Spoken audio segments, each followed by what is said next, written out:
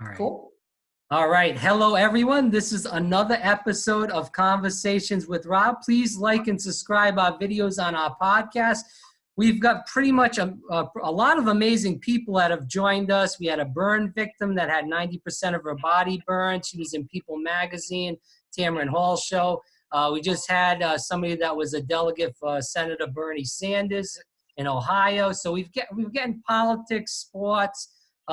As far as I'm going to have a women's soccer player on right now, Gabby Seidler, who plays with the Portland, it's not Timbers, that's the men's team, the Portland Thorns. She used to be a former Gator, and she was on the podcast a little while ago. So we're trying to mix it up with all kinds of important people, and I have somebody that I'm fond of, and I've learned about her through following women's soccer. She is a Rutgers girl. And she's played soccer over there. And if you follow women's soccer, you know, obviously Carly Lloyd played there. And I believe Kristen broke one of her records, and she'll talk about that as the interview goes on. But this is Kristen Edmonds, and she's an Orlando Pride player, so props to that. She's a midfielder on the Pride and the NWSL. But not only has she played for the Pride, she's played all over the world in Iceland and Russia, and she also played a team that they defunct a little while ago, the Western New York Flash, which I believe Abby Wambach was on also on that team. So, Kristen, thanks so much for being on the program and taking time out of your busy schedule to be here. Thanks so much. Thanks, Rob, for having me on. All right, so Kristen, women's soccer is a growing game. We've seen the World Cups of the U.S. women's team. I think they are, because they've won more World Cups for sure, way better than the men's team. That's not even a question. I am a guy, but, let's tell the truth. The women's team of USA is way, way better than the men's team. It's not even close. But that's another story for another day. But, Kristen, can you tell the viewers a little bit about growing up and what got you into playing soccer? Yeah, so I actually grew up in New Jersey, born and raised, and you mentioned that I went to school there as well. So I started out playing soccer when I was about 6.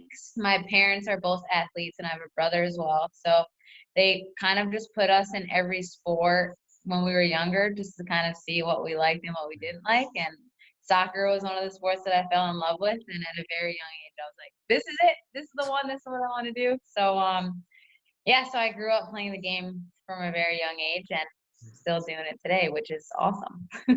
So obviously you said playing soccer at 6, and you have all those memories. Everybody plays soccer when they're 6, and it's kind of a fun little game growing up. But what was your first real soccer memory growing up? I mean, when I was younger, I feel like it was kind of just, the normal club scene, right? But Right. Before I was 11, I actually played with boys. And one of the things I loved about playing with boys is that most of them were always bigger and stronger than me. And I find that to be true still today in the game. I'm one of the smallest players in the league, so everybody's bigger and stronger than I am now most of the time. So I feel like playing with boys at such a young age actually helped me now, because it was always like, "Oh, she's a girl, she can't really hang," and I was always like, "Try me," So that competitive edge I feel like I got when I was young playing with boys, and now I kind of get a little bit of the same. I get underestimated because of my size and my strength, but I feel like I can kind of hold my own. So that's one of the memories for me that has kind of stuck with me throughout my career. So can you describe, and we interviewed a boxer that was paralyzed yesterday, and he was talking about winning his first belt. Can you describe, as a soccer player, getting that first goal in competitive talent, either if it was a breakaway or just maybe, you were playing against a real tough team, getting that first goal that made you feel, how did it make you feel, rather? Well, my first professional goal actually was scored when I was over in Iceland. And I just remember just being so happy and relieved, and it kind of just boosted my confidence. Like, okay, I can play at this level. I can score goals at this level. So, I mean, obviously scoring a goal, the feeling that you get is amazing. Who doesn't like to score a goal? And In the NWSL, I have another one that 2016 when I first came to Orlando, my very first goal for this club is actually one of my most memorable goals, and I'll never forget it. It was against Houston, kind of late in the game. We were tied 0-0. We had a bunch of chances, and I got one at the top of the box and finished it. And I just remember going crazy.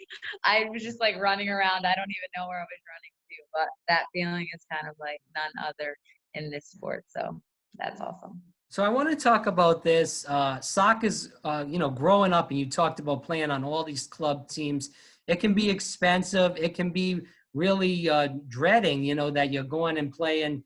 I know a lot of girls and guys on playing high school, but I had a good friend, Mackenzie Mahian. She played at Boston College, and she played for my high school and also played club too. And she talked about how dreading it was playing, that you do get the practice and the talent is a lot better in club. But can you talk about that and how that was growing up? You probably had to give up a lot of time maybe with your friends that weren't soccer players. And it's just like long days, practicing, going to club games. If you did play in high school, playing high school games.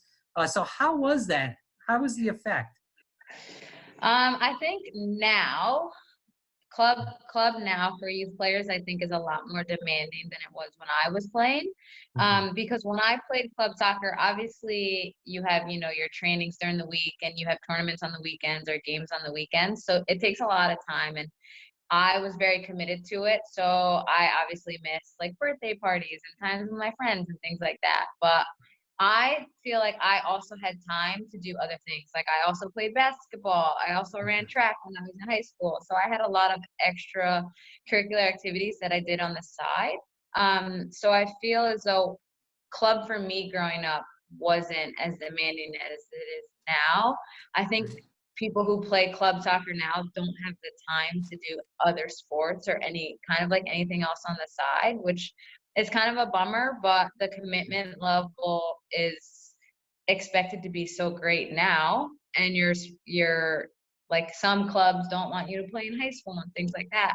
Playing high school for me growing up was so much fun. Like you get to play with your friends that you see every day in school, So, I mean, obviously it takes a lot of time and energy, and I was doing extra sessions like to try and get better and stuff like that. So it's definitely a commitment that you have to take, especially if you want to obviously grow in the game and get better. But I think there's definitely something different about club soccer today than there is when I was growing up. This is Kristen Edmonds, Orlando Pride midfielder, on the show today. Fire Breathing Rob, please subscribe to our podcast.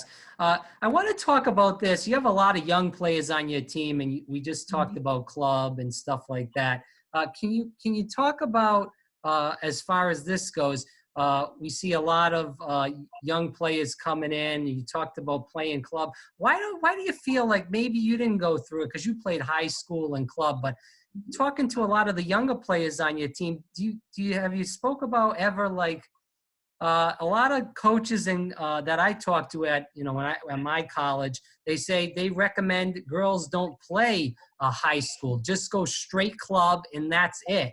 But why do you feel that is, in your opinion?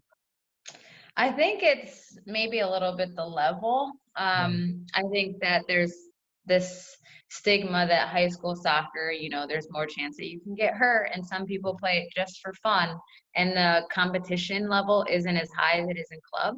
So I understand that part of it, but I kind of have a different view on it. I think that you should play in high school because it's more of a memorable thing for when you get older, to play with, like I said, to play with your friends. And now coaching at the high school level, we have a great group of girls, and some of them don't play club, but they get so much joy and they learn from us being their coaches and from other players on their team.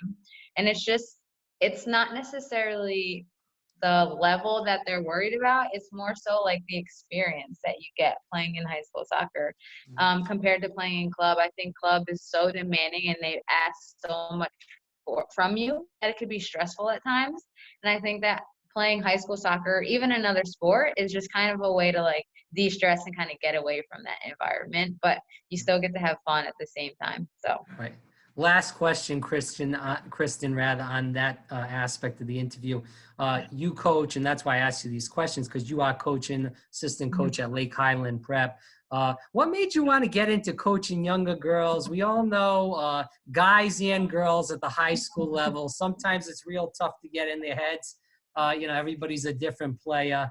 So what made you go into coaching at Lake Highland Prep? And also, what has coaching taught you at that level? Well, to be honest, I never thought that I would actually get into coaching. It wasn't really something that I really wanted to do. I always thought, when I left the game, I would kind of leave it. And, I've spent so much of my life in every aspect of it that, when I'm done, I'm kind of done. But I got the opportunity. My goalkeeper coach for the Pride is our head coach at Lake Highland Prep. And he kind of came up to me on our way to training one day, and he's like, "Hey, are you around this off season? Do you want to, coach with me and the girls?" And I was like, you know what? Like, it sounds fun, just something to do to keep busy in the off season. And to my surprise, I absolutely love it. We have a great group of girls that we get to coach, and like I mentioned before, some of them don't play club soccer, but they're so eager to learn from us and to compete and do well at this level. So I think that it's kind of taught me that taking a step back, it's not always about winning and losing. And we happen to be a very good team, but it's not always about winning and losing. Sometimes you just have to enjoy the moment and enjoy the process. And I can take that away from these girls teaching me that into my career as well. And I've honestly enjoyed so much of the process with them.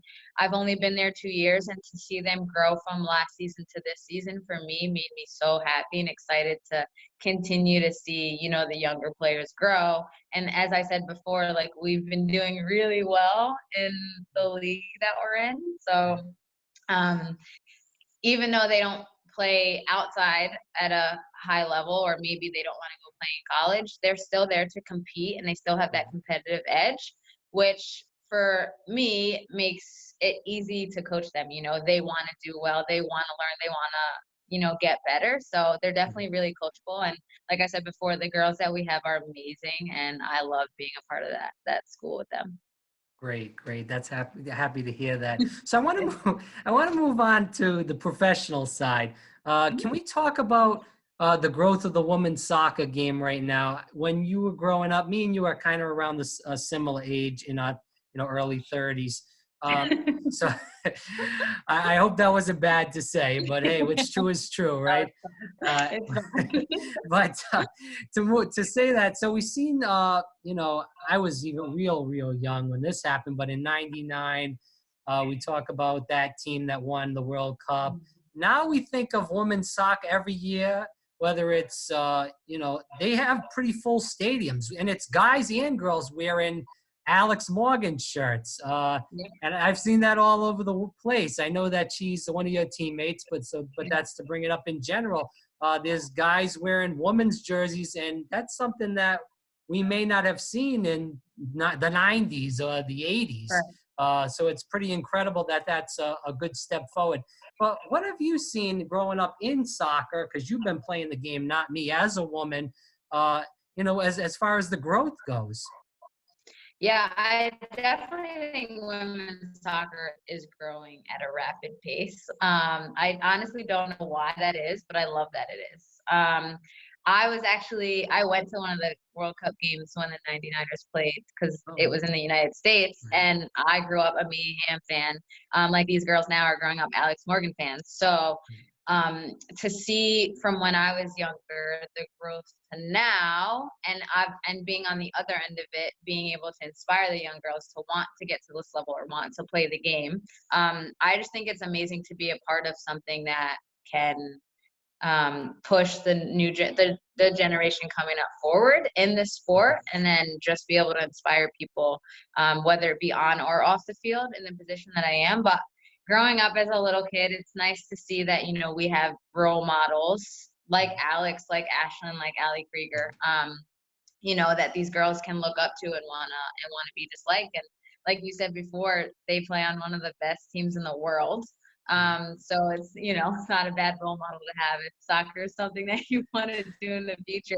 Even if it's not, like, these girls looking up to these players that play the game are such good role models off the field as well. They're just really good people. So I think soccer can bring so much together in so many different ways, not just playing the game. And I think that you saw that from when the 99ers won the World Cup to the World Cup that the players just won last year. So I think it's not just growing on the field, but it's also just bringing so much more together with the women that we have representing us today. So I love that. So you talked about, the 99ers, they won in the US, but those girls played all over the place. And obviously a lot of your teammates have played all over the place too. You have played all over the place too. You played in Russia and Iceland, and you've traveled. So what is the difference you feel as far as women's soccer goes from overseas and to playing in the US? We know NWSL is the best women's league in the world because of all the talent by the USA girls. There's a lot of Canadians. I know you guys just picked up the goalkeeper from Canada. Yeah, and she's really good in that team's progress. Sinclair plays in that league too. We also see a lot of good players in Japan. But what is the significance of playing in the U.S. to be playing overseas in the leagues that you played in? Yeah. Well, I think honestly the biggest difference from playing overseas to here, because when I played in Champions League, I got to play a lot of the top club teams in the world, and I got to travel all over Europe doing that. But when it comes to the league in general, in the NWSL, the first team can play the last place team, and you're going to have a very close game. I think in other leagues around the world, because women's soccer isn't as big as it is here, you have a lot of leagues that have the first, like, maybe 3 or 4 teams are strong, and then the rest of the table is kind of a bit weaker. And I think that is something that I think that's a reason people want to come and play in this league, because they know that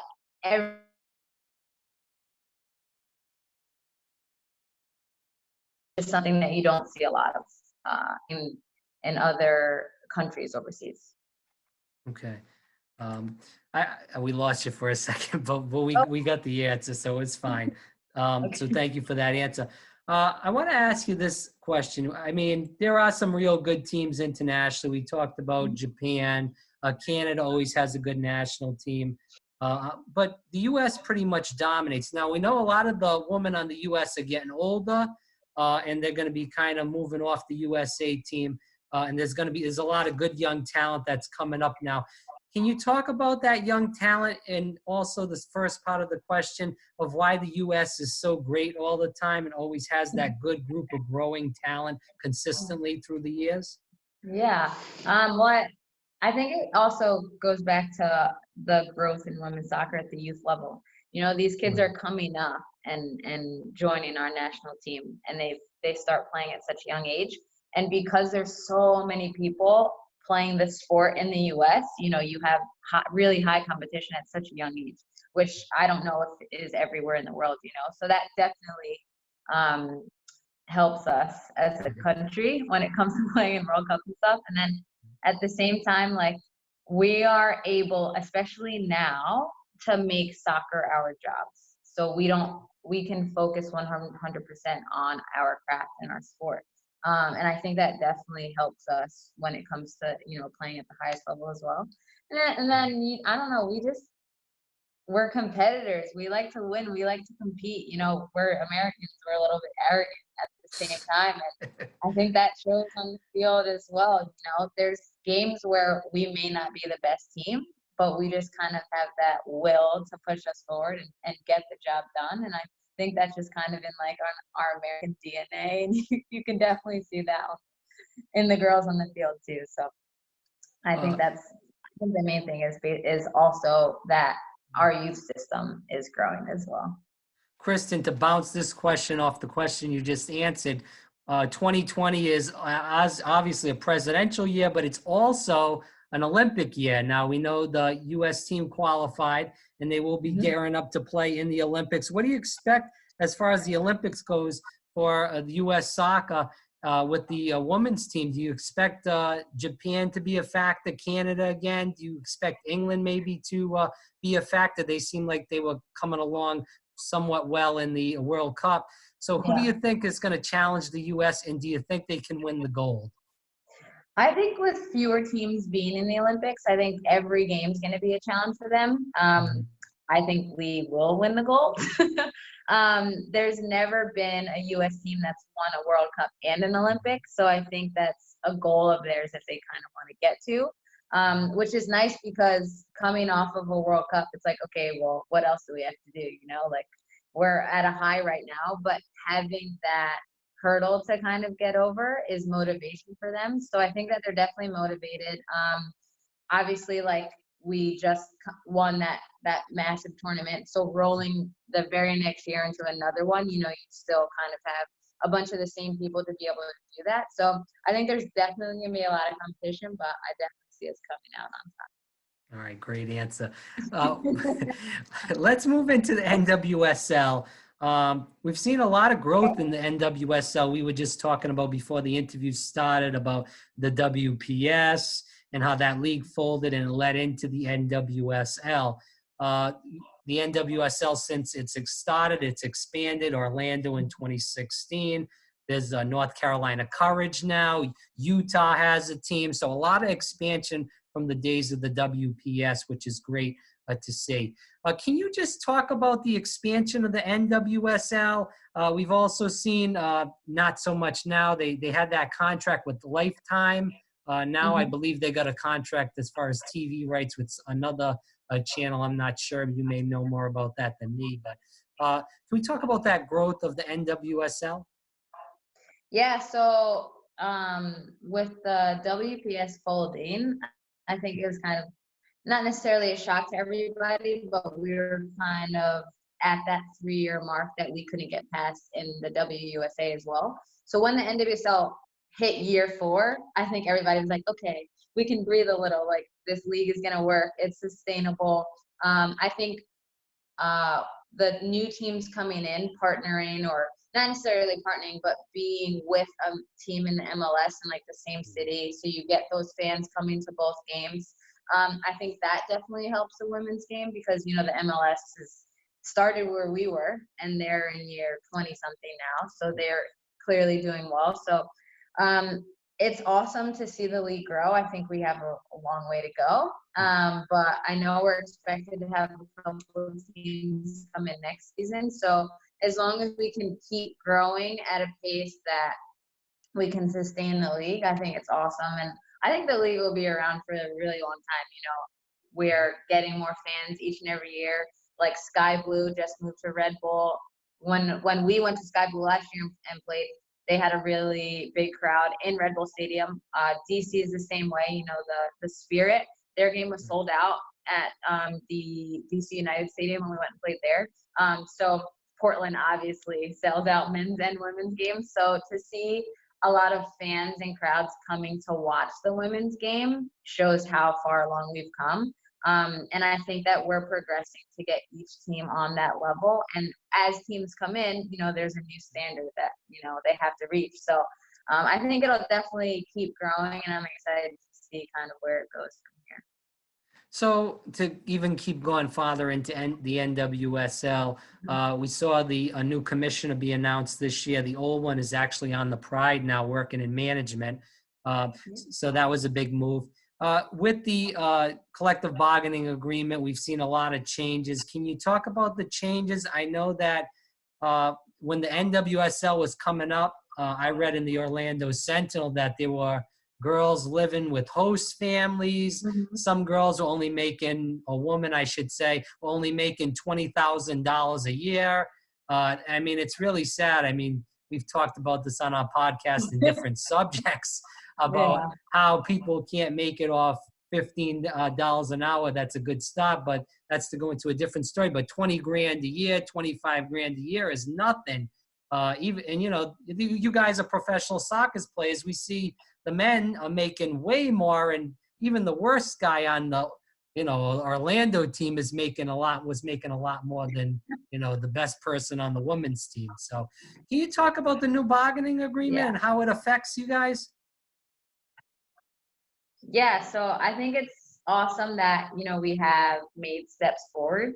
You mentioned that people were only making $20,000 a year, but when I came into the league, that wasn't even, the minimum was actually a lot lower than that. So it's nice to see that the minimum is higher and the salary cap is higher as well, but it's still not enough, to be honest with you. I mean, you look at the men's side, as you mentioned, and the numbers are shockingly different. So it's good to see that we're taking steps forward, and with the new bargaining agreement, it's what's the word I'm looking for? It's just a positive step in the right direction. But at the same time, we're fighting now for so much more, and it's not only on the wages side. It's the little things like housing, and as now people don't live with host families, so the teams provide housing, which is amazing because you get to take that out of your if you get a lower salary, you don't have to worry about paying rent or paying mortgage or whatever it may be. So like having those little things, and then at the same time we have to worry about the grounds that we train at, and like for us, we just moved into a new facility, so where we get to train is a lot similar to what our stadium field is like. So it's just little things like that that are kind of behind the scenes that people don't see, that have to even get better than they are now, because it's not the same for every club. Stadiums that we play in, we're just always trying to raise the bar a little bit higher. And like I said before, we took a step in the right direction, but we definitely have a lot farther to go. Agreed. The rent is extremely high in Orlando. I mean, we could go into a subject about homelessness in Florida is insane. And I'm sure you see it as being in Orlando. There's a lot of homeless people, gentrification, all that stuff, but that's another subject. But yeah, we need to raise the wages for women because, I mean, we talked about this, and you just talk about the U.S. national team that's has the they're trying to fight for equality as far as the pay scale with the national teams. As I said, the men's team, no offense to them, they stink. And the women's team is winning all kinds of things, and they get paid less. And they were I still read the newspaper. I'm 30 years old, but I still read the newspaper. I was reading the Orlando Sentinel on the sports page, and they were comparing the salary from the coach to USA men to the woman. And oh man, it's a disaster. So as I agree with you, there's so much more to fight about as far as pay equality. But we got to get that straightened out. And I mean, a team that's winning all kinds of stuff, they should definitely be treated way better than a team that stinks. That's just my opinion. I agree with you. Yeah, I agree with you. And it's reassuring for the women that are at the highest level on that platform, who get, they're speaking to millions at a time to fight for themselves and also fight for, stuff to change in the league. So it's reassuring that, the people that get seen the most are fighting for everybody that's kind of agreed in the league as well. So agreed. It needs to be fought for all women as far as that goes. And that's not even just in soccer, that's in every job, but another story for another day. So you brought this up. We do have a lot of stars on your team. Alex Morgan, Ali Krieger, Sydney LaRue. She just had her baby. She should be coming back. Mata's on your team, along with many other good young up-and-coming players. So how is it like to play with them, and what have you learned from all these stars on one team? It seems like it's kind of tough to play with so many stars on one squad. I mean, it's awesome. I just see them as, my teammates.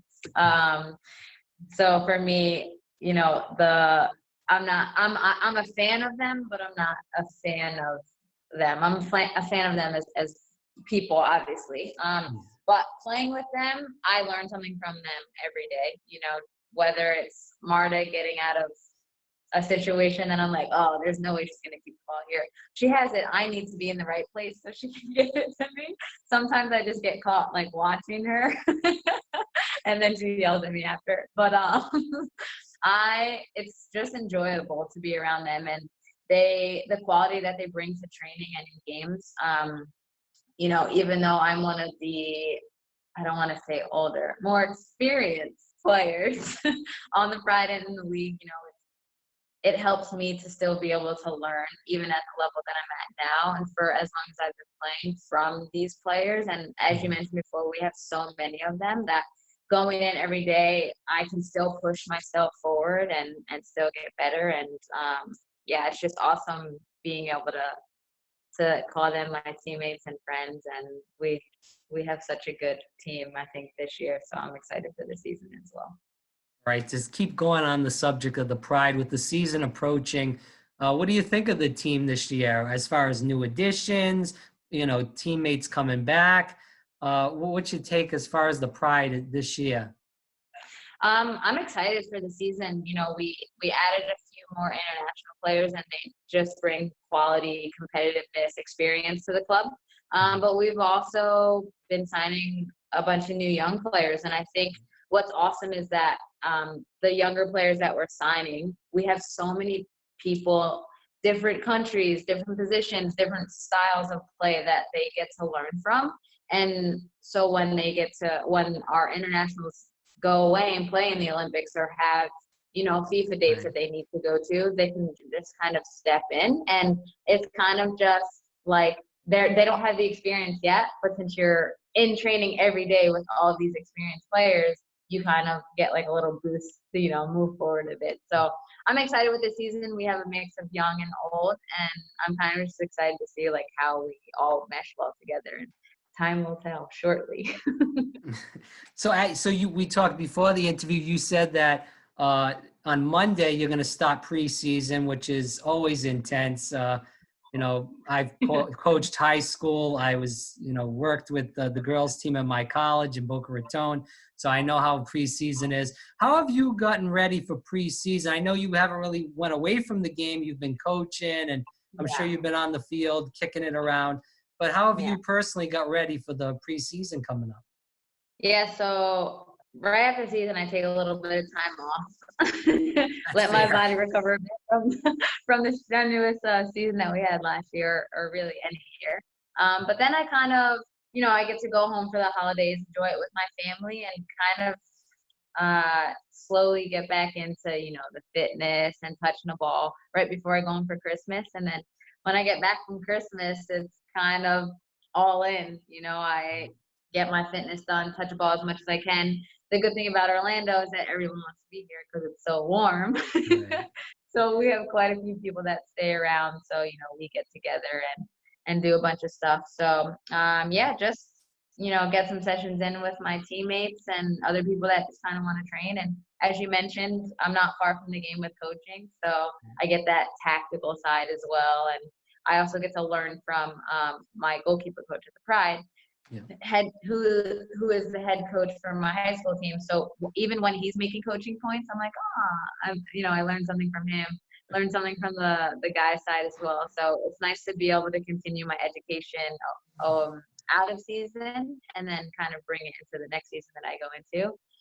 But yeah, you mentioned preseason's a couple days away, and I know ours is going to be really tough this year, but I'm excited because, you know, we have a hill to climb from last season, so it's time to get to work.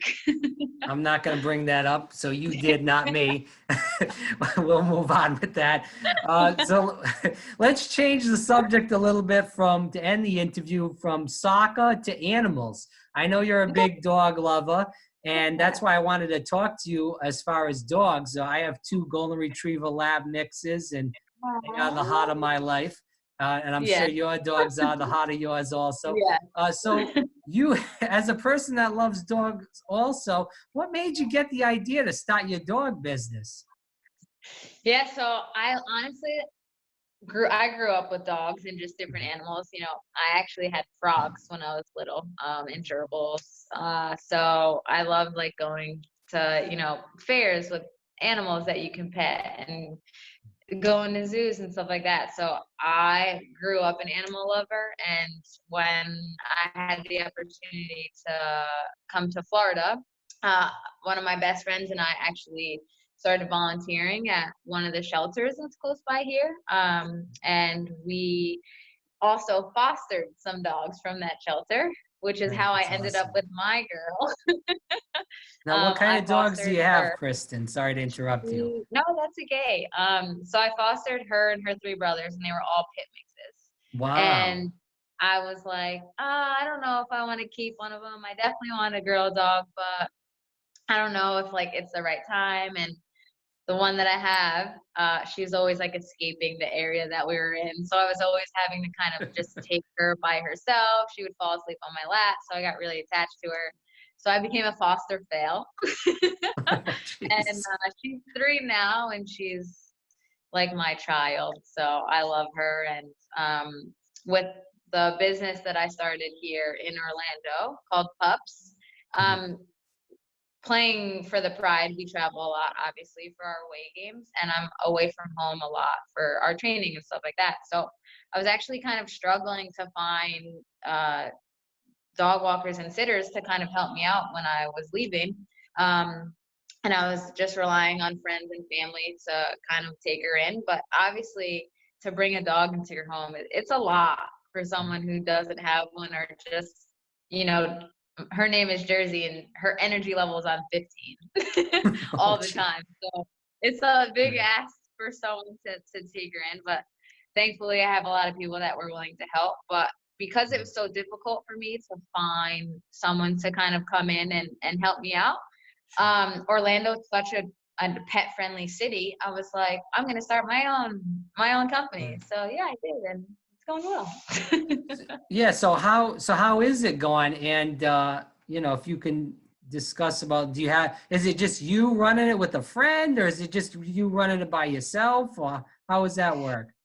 Yeah, so when I started, it was just me, and I, was just kind of doing on the side. And I just had a couple clients, and then the season after that, I kind of did the same. It was just me. I got a couple more clients, and obviously everyone understands that, soccer is my priority, but Sure. whenever I have free time, I'm always willing to, help out when people go on vacation, or if they have long hours at work. So it was kind of just like a side thing.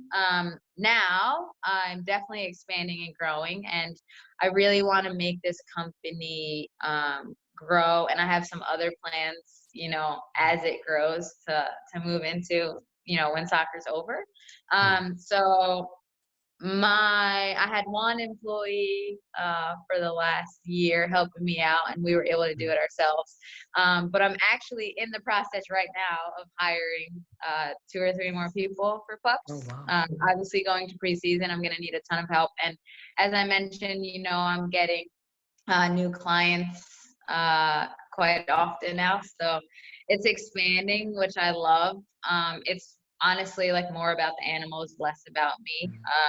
I just, animals to me, like I come home to Jersey, and good day, bad day, if I'm in a good mood, bad mood, she's in the same mood all the time, which is happy and energetic. She just wants to play. She wants to go on walks. Mhm. And I feel bad when I'm away from her for so long. You could definitely tell that she misses me. And I know that other owners have that same issue. So Right. anything that I can do to help them be at ease, when their pets by themselves, is my biggest goal. Because, I am the biggest animal lover ever. So, like I said Well, before, the company is called PUPS, Pets Under People's Supervision. And yeah, I hope to expand it. And I eventually want to open up a shelter one day too, to help, animals that don't have homes. So we've got a lot of plans in the making. So it's going well. well, that's really amazing that you care about dogs that way. I interviewed a woman from Tampa Bay, and she was with the ASPCA, and Mhm. some of the stories that they tell about Oh, animals in general is heartbreaking. is despicable, and It's, yeah, it's yeah, absolutely it's really heartbreaking. sad. But I just want to go into this now. Now you just talked about opening a shelter, and your business is going extremely well. But I watched a couple of interviews preparing for this. You said that you wanted to go into law enforcement. big with you growing up. Are you still interested in that, or what's the Yes. story now? Yeah, so I always thought I wanted to go into law enforcement growing up. Like I said, coaching wasn't even on my radar. Right. So a lot of things have changed. But animals was always something that I was interested in. And going into law enforcement specifically, I wanted to go into the K-9 unit. But now, you know, I have kind of transitioned, and animals is my other love. You know, soccer is my passion, animals are my passion. And now that I have this opportunity, you know, things have kind of just taken a turn, but law enforcement is something that, you know, I still have in the back of my mind, but I would love to see if I can get this going right now. So soccer and PUPS is my focus for now. Now, where can people find more about if they do, you know, want to get involved with pups as far as using you for dog walking or taking care of their dogs? How can they find out about you? Yeah, so I have an Instagram for the company. It's called In a Pups Life. And you can check me out on the Instagram page, and that can also take you to my website, which is apupslife.com. So either one of those. And I'm on Facebook as well if you just type in p.u.p.s. All right, So great. all those, yeah. Now, I just want to go with a couple of quick questions to just get more into about you before we end this interview. What's your favorite color? My favorite color is blue. Blue, all right. And favorite kind of, same here, baby blue here though, but that's Nice. just me. Favorite music? I am a massive R&B fan. Usher is my favorite. I loved Usher. You remind me, that was back 8701. Yeah. Great album. Great album. That's the old stuff. That's the good Usher stuff that I like. Yeah. But anyway, so you listen to R&B as a pump-up? No, not before games. That's the slow stuff, right? No, before games we kind of have somebody in the locker room who's always DJ. So I kind of just listen to, you know, what they have going on. But actually on my drive to the game, I kind of vary from like something that pumps me up more, like pop or rap or hip hop, stuff like that. But there's a lot of times where I actually do listen to slower music just to kind of like stay calm, you know, Nice. heading into the stadium. And then we'll kind of get pumped up in the locker room. Okay. So, all right. So what about favorite food? Ooh. So now, being from Jersey, this you is gotta easy love one, Italian. I do. Well, okay. A lot of people get on me about this, but I don't like cheese. Oh, wow. Interesting. Okay. It is very interesting because my favorite food is my mom's baked ziti, which is the complete opposite of what I just said about not liking cheese. But she actually makes it with a lot of meat and sauce, and that thick layer of cheese on top, I actually take off. So, I don't eat anyone else's ziti besides my mom, and it is whenever she comes to visit me, I ask her to make me some so I can keep some in the fridge to have it. But yeah, that's my absolute favorite food. And then candy is my favorite. Anything. I eat candy every day. That counts as a food for me.